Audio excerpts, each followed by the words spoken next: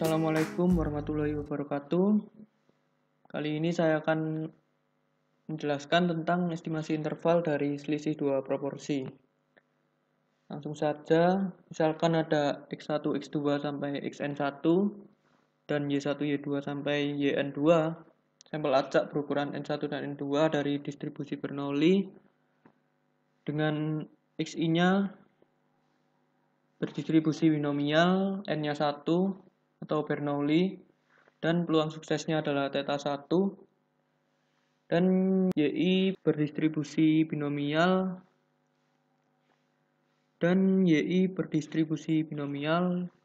dengan n-nya 1 dan peluang suksesnya theta 2. Kemudian kita ingin mendapatkan estimasi interval untuk theta 1 min theta 2. Kita gunakan Ux min mu y, atau rata-ratanya dari X adalah theta 1 dan dari Y adalah theta 2. Kita bisa memperoleh pivotal quantity untuk mu X min mu Y atau theta 1 min theta 2. Karena kita tahu bahwa X bar ini adalah estimator yang unbiased untuk theta 1 dan Y bar adalah estimator unbiased untuk theta 2, kita misalkan X barnya adalah theta 1 dan X barnya adalah theta caping 1 dan Y barnya theta caping 2. Kemudian untuk mendapatkan ekspektasi dari X bar min Y bar, ini bisa kita pecah menjadi ekspektasi X bar min ekspektasi dari Y bar. Seperti dalam distribusi sampling, ekspektasi dari X bar akan sama dengan ekspektasi dari X, yaitu theta 1. Jadi ini akan sama dengan theta 1 min theta 2. Kemudian untuk variansi, kita gunakan sifat bahwa variansi dari X plus Y akan sama dengan, atau ini sebenarnya sama aja kayak X bar ditambah min Y bar.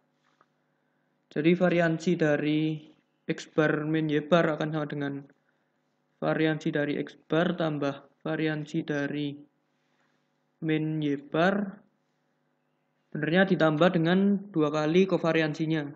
Karena X dan Y tidak saling mempengaruhi, kovariansinya bernilai 0, sehingga yang tersisa adalah ini. Kemudian variansi dari min Y barnya akan sama dengan variansi dari Y bar, karena variansi dari AX plus B dengan AB-nya konstanta ini akan sama dengan A kuadrat var X. Ini akan sama dengan ini. Sehingga variansi dari min Y bar adalah sama dengan variansi dari Y bar. Kemudian ini seperti dalam distribusi sampling juga. Kalau X-nya, ini kan berarti X-nya punya variansi dari XI adalah peluang sukses dikalikan dengan peluang gagal atau 1 min theta 1. Sehingga variansinya tinggal kita bagi dengan ukuran dari sampel acak tersebut, yaitu N1. Buat yang Y bar juga demikian, jadi kita bagi dengan N2. Langkah selanjutnya,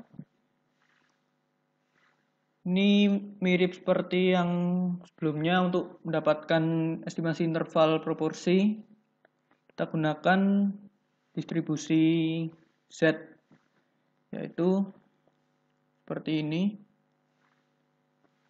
Kita ingin mendapatkan estimasi interval dengan tingkat percayaan 1 min alfa. Jadi ini adalah alfa per 2 di kiri dan di kanan. Sehingga ini adalah min Z alfa per 2, ini adalah Z alfa per 2. Sehingga kita dapatkan seperti ini.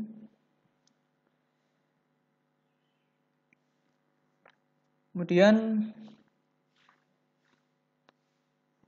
kita ingat lagi bahwa dengan central limit theorem suatu variabel acak, kita telah dapatkan theta caping 1 min theta caping 2 jika dikurangi dengan rata-ratanya atau theta 1 min theta 2, kita bagi dengan akar dari variansinya. Ini akan mendekati distribusi normal baku, yaitu N 0,1. Akar dari variansinya tadi adalah ini, theta 1 min theta 1 per N1 ditambah theta 2 1 min theta 2 per N2. Seperti ini. Kemudian karena kita gunakan metode pivotal quantity, yang ada di tengah ini harus cuman theta 1 min theta 2 yang ingin kita estimasi.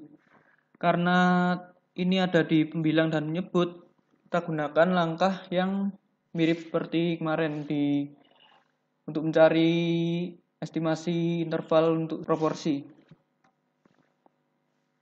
Jadi kita ingat kembali bahwa ini tadi theta caping 1 min theta caping 2 dikurangi theta 1 min theta 2 dibagi dengan akar dari variansinya. Ini saya misalkan, agar tidak terlalu panjang, saya misalkan V, yaitu variansinya. Ini akan konvergen dalam distribusi ke normal baku. Kemudian ini juga bisa dicek bahwa theta caping 1 ini tadi konvergen dalam peluang ke theta 1. Begitu juga untuk theta caping 2. Konvergen dalam peluang ke theta 2. Kemudian kalau ada YN yang konvergen dalam peluang ke misalkan C, maka fungsinya juga akan, kita misalkan GYN juga akan konvergen dalam peluang ke GC. Jadi misal ini kita ingin mendapatkan bentuk seperti ini, jadi ini theta caping 1 kita kalikan dengan 1 min theta caping 1, kita bagi dengan N1. Ini kan juga merupakan fungsi dari theta caping 1. Sehingga ini akan konvergen dalam peluang ke theta 1 kali 1 min theta 1 per N1. Untuk yang theta caping 2 juga sama, berarti theta caping 2 kali 1 min theta caping 2 per N2 konvergen dalam peluang ke theta 2 kali 1 min theta 2 per N2. Langkah selanjutnya ini juga akan berlaku, jadi kalau ada Xn konvergen dalam peluang ke misalkan A, kemudian Yn konvergen dalam peluang ke B, maka penjumlahannya akan konvergen ke A plus B. Jadi yang ini kita jumlahkan untuk menyerupai bentuk yang di penyebut ini. Kita dapatkan theta caping 1 kali 1 min theta caping 1 per N1 ditambah theta caping 2 1 min theta caping 2 dibagi dengan N2. Ini konvergen dalam konvergen dalam peluang ke theta kali 1 min theta 1 kali 1 min theta 1 per N1 tambah theta 2 kali 1 min theta 2 per N2. Seperti ini. Kemudian supaya mengarah ke sini, kita gunakan teorema yang tadi ini. Jadi kalau YN konvergen dalam peluang ke C, maka GYN akan konvergen dalam peluang ke GC. Kita misalkan, ini tadi kita misalkan V kecil, yaitu variansinya ini kita misalkan V kecil. Jadi kan ini juga sama, ini adalah V kecil.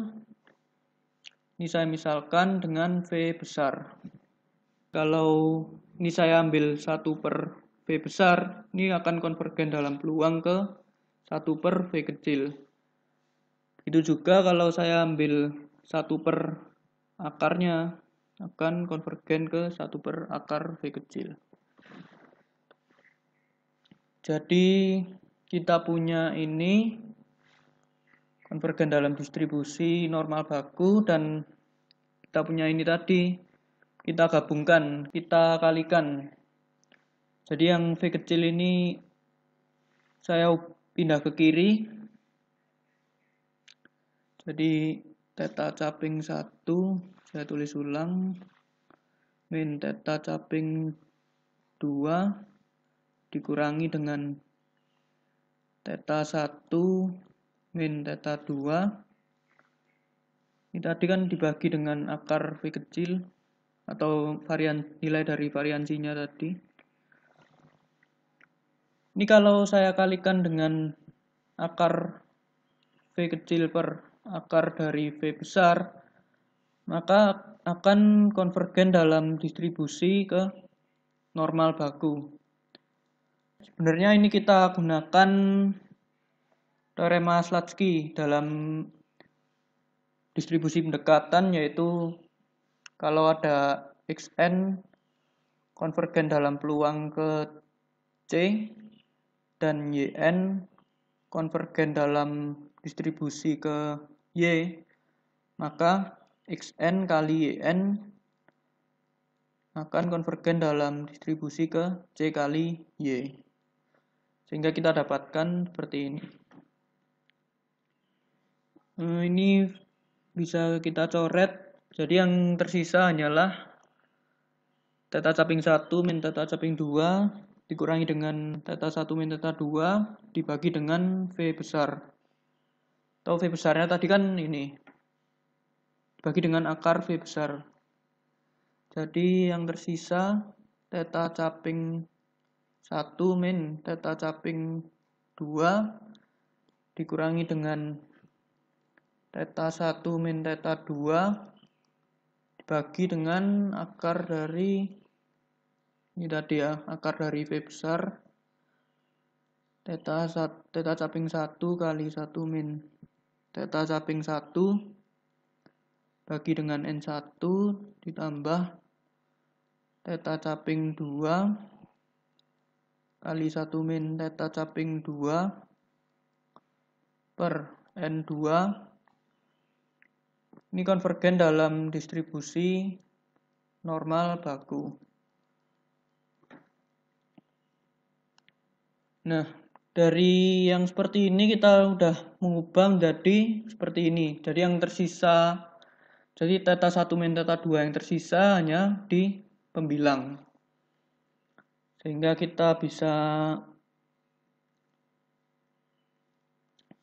menuliskan kembali peluang dari min Z alpha per 2 kurang dari ini tadi,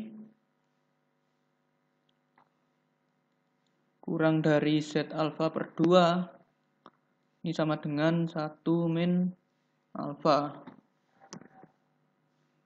Yang di tengah harus hanya bersisa theta 1 min theta 2, jadi kita kalikan dengan akar ini, dan ini kita pindah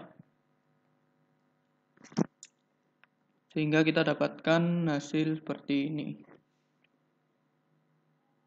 Nah, dari hasil tersebut kita punya teorema X1 variabel acak binomial dengan parameter N1 dan theta 1, X2 binomial dengan parameter N2 dan theta 2 untuk N1 dan N2 yang besar, maka selang ini adalah aproksimasi interval kepercayaan 1 min alfa kali 100% untuk theta 1 min theta 2. Lanjut ke contoh soal. Jadi Kota Malang berencana memberlakukan PSBB dalam rangka untuk mengurangi penyebaran wabah COVID. Nah, sebelum itu dilakukan survei kepada masyarakat di 2 kecamatan. Dari 1000 penduduk di Klojen, 550 menyetujui rencana tersebut. Sedangkan dari 1000 penduduk di Kecamatan Lokwaru, hanya 400 yang menyetujui. Kita ingin mengkonstruksikan selang kepercayaan 95% untuk selisih proporsi yang sebenarnya dari penduduk di Klojen dan Lokwaru yang setuju dengan rencana tersebut. Jadi kita misalkan untuk yang Klojen ini sebagai yang satu, maksudnya yang berarti theta 1 adalah 550 per 1000, ini punya yang Klojen, dan Lokwaru ini yang kedua. Sehingga theta caping 2 adalah X2 per N2 atau 400 per 1000.